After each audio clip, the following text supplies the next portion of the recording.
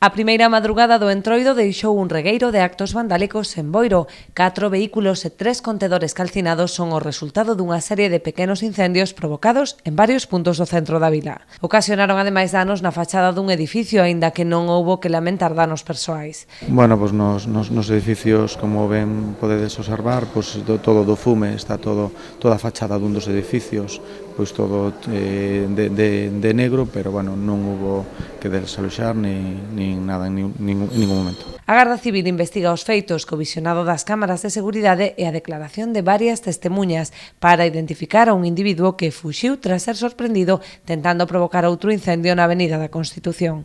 A Guardia Civil facendo as investigacións pertinentes xunto ca Policía Local.